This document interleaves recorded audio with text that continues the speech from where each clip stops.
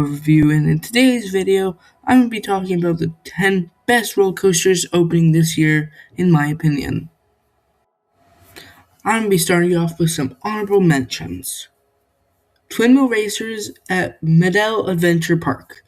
The reason this is on the honorable mentions is because it's been delayed quite a few years now, and I don't want to put it on the list because it was supposed to open a couple of years ago, and even it might not even open this year. So I want to put rides that have been planned this date since they were announced, instead of rides that are being delayed to this year.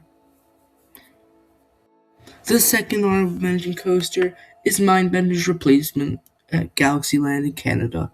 The reason this is on the honorable mentions is because we actually have no clue what it's going to be like. All we really know is that it's Vekoma, because we've seen some Vekoma tracks at the park, like being shipped there, but really that's all we know so far. Palindrome at Codaland in Texas. The reason this is on this list is the same reason as Twin Mill Racers. It's been delayed a couple of years. Now it is finished, which Twin Mill Racers is not.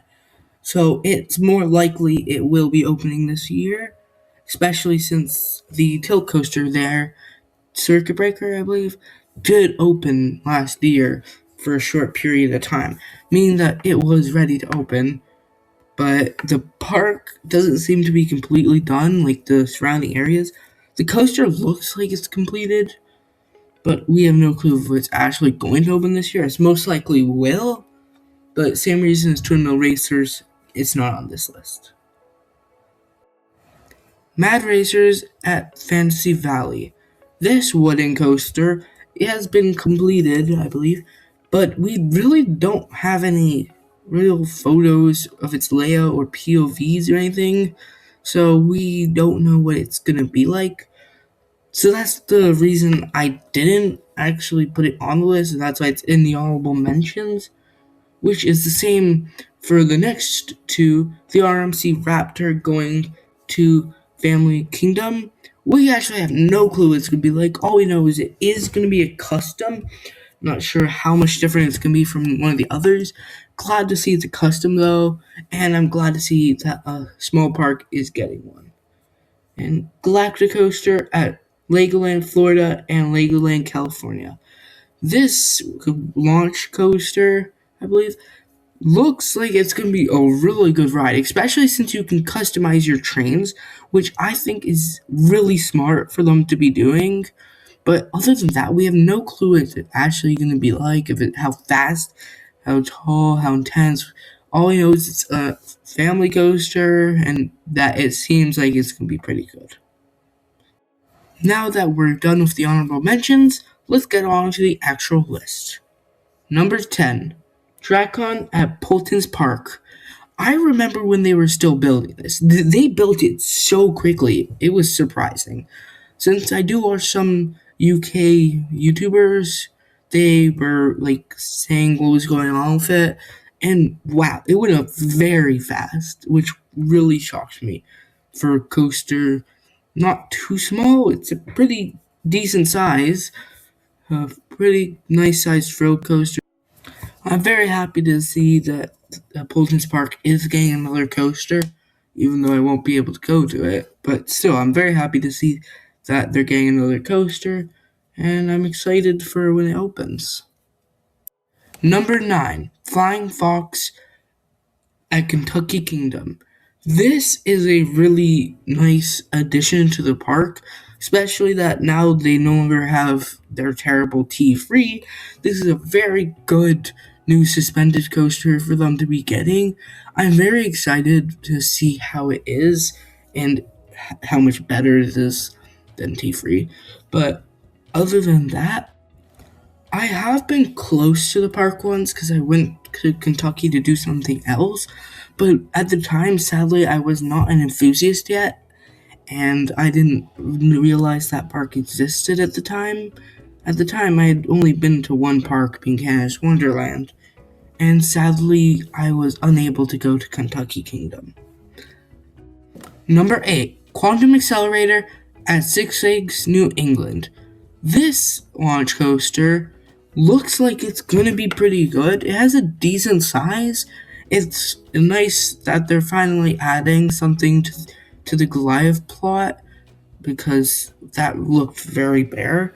It's sad that they had to delay it till this year when it was supposed to open last year.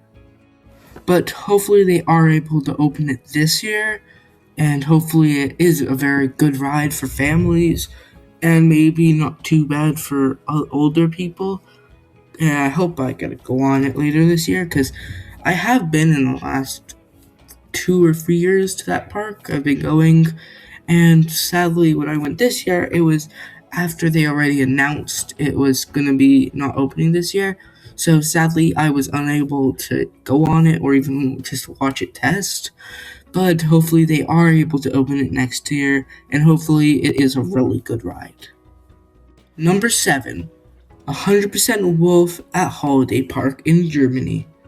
This family coaster looks awesome with that spike that kind of spins. It just looks like it's going to be a lot of fun, and I'm very that more of this model of coaster is getting built because so far they've all looked really good, and I hope more of them are built because they look like amazing family coasters, and hopefully will bring in more families to whatever park they're built in because they do just look awesome.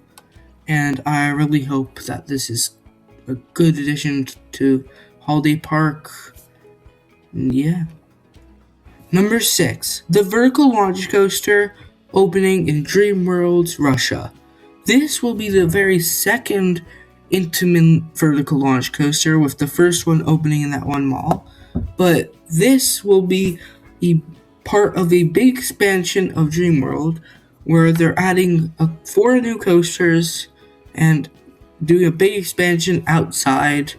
And hopefully this helps the park out a lot. And I'm glad to see more parks getting these vertical launch coasters because they look like a lot of fun. And I hope more of them get built. Number 5, Giant Revolution at Lotte World Adventure Busan. This Zimperla coaster looks like a lot of fun. It reminds me of the Skyrocket 2, and I really hope it does get cloned like that because they do look like big, good coasters that can be cloned and put in a not so big plot of area, like a very tall ride in a small area, which if they do look really good. So I really hope more of them do get built, and I hope this does really good things for its park. Number 4, the Tilt Coaster going to Vinwinders. This Vekoma Tilt Coaster is going to be a clone of Siren's Curse, which I am actually not mad about. Usually I wouldn't like it if a coaster just gets cloned when they could make another version that would be its own coaster. But Siren's Curse is such a good ride, and I'm not mad about it getting cloned as long as it just doesn't get put in every Six Flags park. It could be actually quite good if it only gets cloned once. Like this one, this could do really good for this park, I think. And I loved Siren's Curse, so I think that this is gonna be an absolutely amazing ride, and I'm happy that they're getting it. Number 3, Tormenta Rampaging Run at Six Flags Over Texas. I am very happy about this. I am really happy that Six Flags Over Texas is finally getting what it deserves since it is the original Six Flags park. I think that this is what it's deserved for a very long time. I think since it is the first Six Flags park getting a Giga coaster, like an actual Giga coaster, and I'm very happy it's not something like Superman Escape from Krypton, where it's just one launch up a giant spike and it just goes right back down. I'm very happy that it is a full circuit coaster that's actually a Giga and will do wonders for this park, especially since it's located right in the front. I think that's going to look absolutely wonderful, and I think that even though most enthusiasts don't like dive coasters because they think of them as a one-trick pony, I think they will even love it just because of how tall it is and how big its inversions are. I just think it could be the best coaster in Texas, and I think that Six Flags Over Texas really needed it, and I'm so happy it's going there instead of some other park. Number 2, Tatiani Beast at Bond Luxury Theme Park. I can remember when they first showed off its trains, and I thought to myself, whoa, that is a really cool train. And I am really excited to see how good it was, especially since it is a Vekoma launch coaster, and all the other ones have got it looked so good. So I'm happy that more of them are opening, and hoping that more of them come to the U.S. at like Kings Island or something, because they look absolutely amazing, and I am so excited for this to open because it looks amazing. Its train is amazing. The entire park is amazing, and all the other rides are really good. And I am just really excited for this entire park to open. Even though I will never go, probably, it still looks really good, and I'm happy for the people in that area that they're getting a massive theme park like it. It looks amazing. Number 1, Fast and Furious Hollywood Drift. This Intamin drift coaster is first of its kind, and it looks awesome. The drifting is probably going to be amazing. Like, it's the perfect coaster for that park, and it is the perfect coaster to be themed to to Fast and Furious, because it's gonna be fast and furious. But I'm excited for it. For a lot of reasons. Like, it looks amazing. The park really deserves it. Like, they don't have anything close as thrilling as it, and that Universal in Florida will be getting its own version, which I'm really excited for. But everything about it looks awesome, and its train is so nice looking.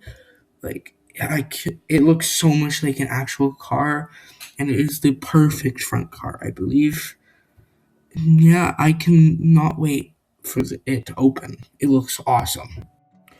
Every new roller coaster opening next year looks amazing.